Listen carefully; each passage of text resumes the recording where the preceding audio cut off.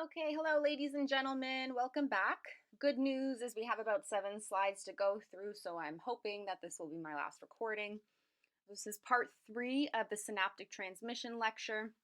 So we were just on this slide here, talking about vesicle docking, and then I promised to go over vesicular recycling with you. So let's get started on that. So, kind of cool fact from your textbook, a large bout of exocytosis can actually lead to an increased surface area on the presynaptic terminal. And I just find that fascinating that they could even measure that. But it makes sense because synaptic vesicles are just constantly forming into the plasma membrane so they can release their neurotransmitters. Um, and of course, this accumulation can't keep happening because, again, the vesicles are recycled. So it doesn't last long. Vesicular recycling and the process of endocytosis kind of hinders this accumulation from building up. And this process was visualized for the first time by Hooser and Rees, who did a neat little experiment. And what they did was they injected horseradish peroxidase, or HRP, into the synaptic cleft of a neuromuscular junction. And using electron microscopes, the HRP could then be picked up very well. So, using the HRP and the electron microscope, it allowed for visualization of what is called the synaptic vesicle cycle. So, that's actually what's depicted here on your slide is the synaptic vesicle cycle. And we'll go through vesicular recycling, specifically the endocytosis process, in a minute. But let's just go through this experiment of how we learned a little bit about how this works. So these two scientists inject HRP into the synaptic cleft, and then they stimulated the presynaptic terminal multiple times. And they reported immediately following the stimulation, HRP was found in little organelles called coated vesicles. So that's actually depicted right here, the coated vesicles. And these form from the membrane of the presynaptic terminal. So we'll talk about these coated vesicles on the next slide, but they're basically the end result of endocytosis. So they're finding HRP in coated vesicles almost immediately following stimulation of the presynaptic membrane. So right after the stimulation, HRP is found in the coated vesicles. A few minutes later, the HRP is now labeled no longer in the vesicles, but it can be seen in the endosome of the terminal. And about an hour later, these HRP spots then appeared in synaptic vesicles. So experiment was really breakthrough in revealing that this cycle that we have come to now understand in the process of how a vesicle is recycled through and reused again. So future work with much better science and technology showed that this whole process here actually only takes a minute long. The process of endocytosis, which again we're going to cover right now, only takes about 10 to 20 seconds. So let's go over that. So the most important protein in this part of the cycle is clathrin. So clathrin is depicted here, and it's a protein that has a three-legged appearance that kind of looks like, to me, those things that ninjas throw. But anyways, this structure is called a triskelion, and basically multiple of these clathrin proteins form together to create a barrier around, or the vesicular membrane around. So here in the diagram, you can see clathrin triskelia, which is plural for multiple clathrin proteins. They are creating a barrier around this vesicular membrane that is being formed. So let's go through this process step by step. So first, clathrin is bound to the membrane, and it's bound to the membrane by the help of adapter proteins. They aren't labeled here, but they are in your textbook, AP180 and AP2. Step 2, the clathrin triskelia will then assemble a coat, and with the help of adapter proteins, it will help form the clathrin to make a dome-like structure. And this dome-like structure is very important because in the next step, it provides the environment for a coated pit to be formed. So this initiates the budding of the presynaptic membrane. You can see a budding of the membrane starting to happen in a dome shape take form. Okay, so next here in step 3, you can see this curvature in the budding really becomes more intensified. And it creates this lipid stalk that now is separating the forming vesicle here from the plasma membrane of the presynaptic terminal. Next, another important protein called diamine comes into play where it forms this coiled ring around the lipid stalk. So you can see this red marker here that's labeled. It's forming around the lipid stalk, and it's this coil that actually causes the final pinching off of the membrane and the final formation of a coated vesicle. Now, the coated vesicle is made, but that's actually not the complete recycling process. Next, the coated vesicle needs to be shifted away from the plasma membrane, and this is done so along actin filaments. So the last step occurs once these coated vesicles are removed from the membrane, and they become uncoated through specialized proteins, specifically HSC70 and oxalin.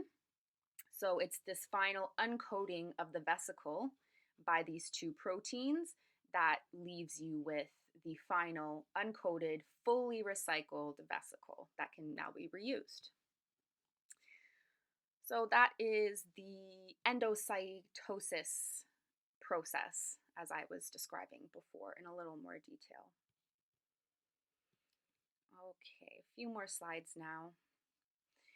So as promised, I said I would come back to the different receptor subtypes. So now that we know a little bit more about how the neurotransmitters are getting to the receptors, let's take a better look at what's happening when the receptors are activated.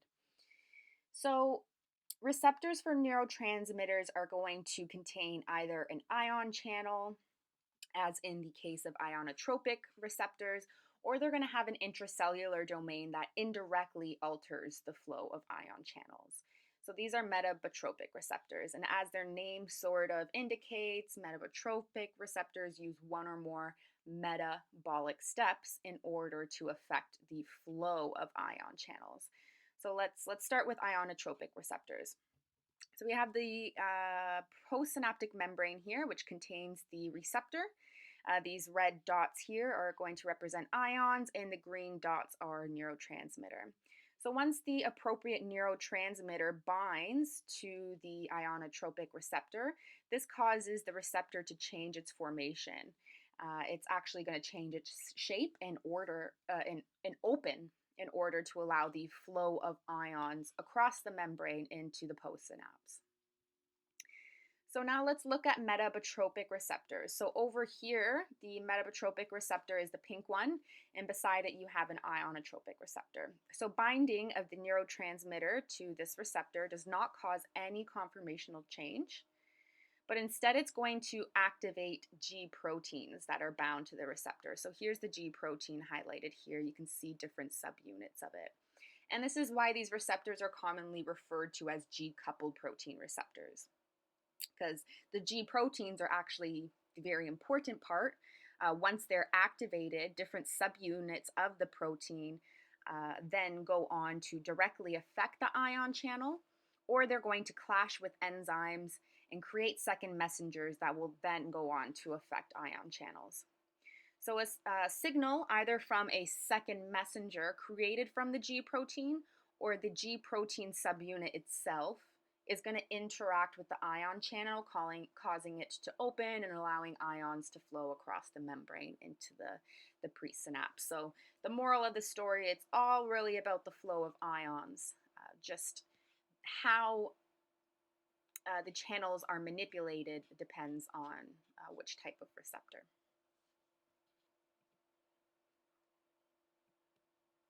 Okay, for the last few slides, let's just go over what happens after receptor activation. So we already know from reviewing before that receptor binding causes a change in the conductance of the postsynaptic membrane. And that is the increase or decrease of flow of ions into the membrane caused by receptor binding. So the postsynaptic current, or the PSC for short, is increased if the channels are opened by receptor binding, whereas the current is decreased if the receptor binding is closing the ion channels. So that's me explaining the first little paragraph here, basically. Next, the postsynaptic current changes the membrane potential, causes a postsynaptic potential, or a PSP. And it's this PSP that ultimately determines whether or not the membrane reaches threshold or it's going to depolarize. So excitatory postsynaptic potentials, or EPSPs, increase the likelihood that the postsynaptic neuron will depolarize, whereas inhibitory, IPSP, they will decrease that likelihood. Because remember, as we discussed, these PSPs can be either excitatory or inhibitory, and these often exist within the same cell. So the same postsynaptic terminal can receive excitatory and inhibitory influences. And the main takeaway from here is whether or not that cell fires or not is truly dependent on the summation, hence this key word here, the summation of all the postsynaptic potentials generated. So it's important to remember that action potentials are all or nothing, right? That's their major characterization. So you can have a few excitatory signals that aren't enough to reach threshold for depolarization, so the action potential won't occur. Similarly, you can have a few excitatory postsynaptic potentials, but you might have many more inhibitory potentials, which again would hinder the membrane from reaching that threshold for depolarization.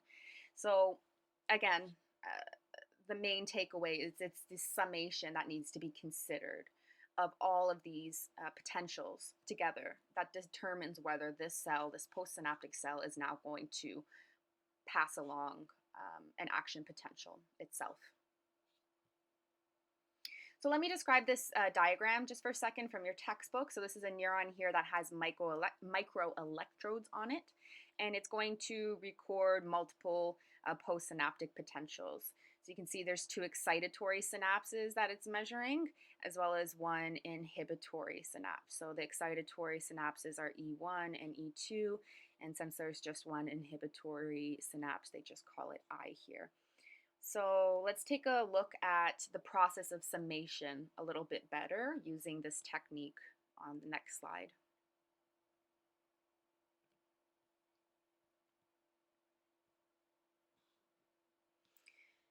Okay, so looking at this graph here, we're now watching how the postsynaptic membrane, which is determined on the Y here, how the postsynaptic membrane potential changes in response to the stimulation directed at either some or all of these synapses that are being recorded here in this picture.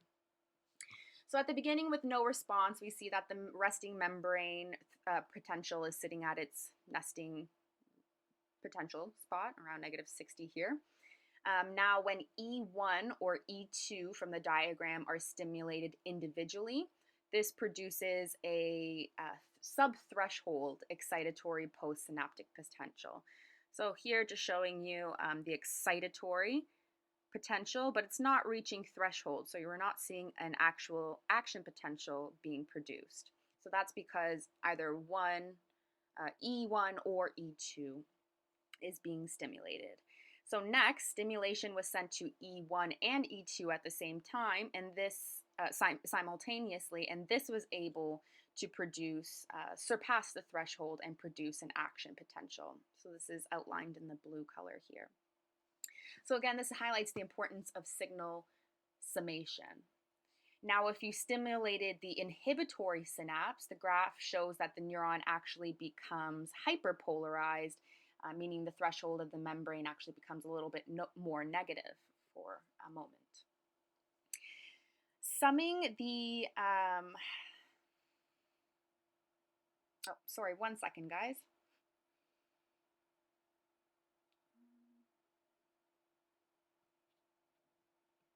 Okay, I just got a little mixed up in my notes. Just want to make sure I'm not missing anything.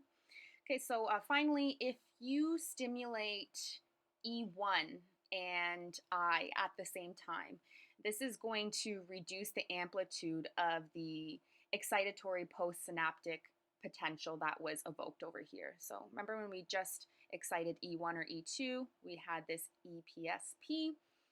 This is now lessened when we stimulate the inhibitory synapse at the same time. So again, each signal that you receive is important, and the cell is receiving so many signals that it needs to sum them together to determine or not what's going to happen to the membrane potential of the postsynaptic neuron.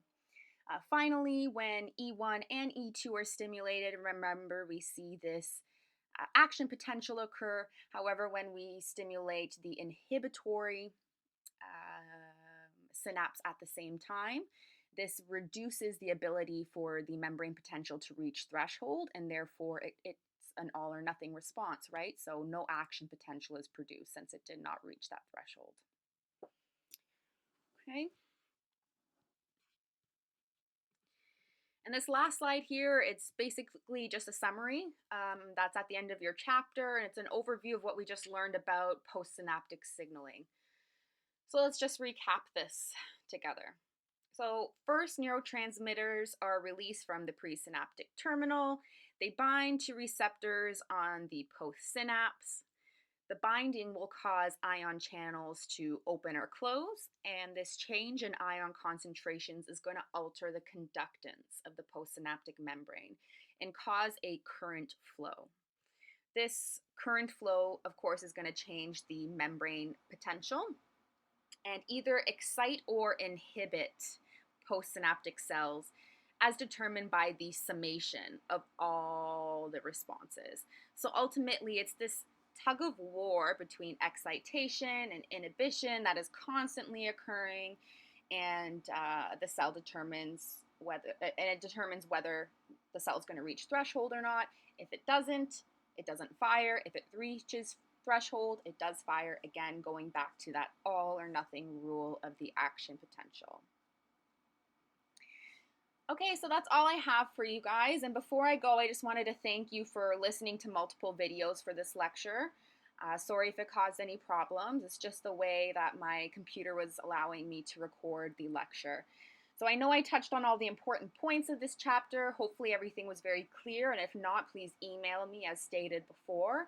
And actually, if you would like, I have my office hours every Thursday at 4 p.m. So if you're finished this lecture by 4 p.m. on Thursday, which is today, then you already have questions ready. Feel free to join me on Zoom today. We can talk about your questions, okay?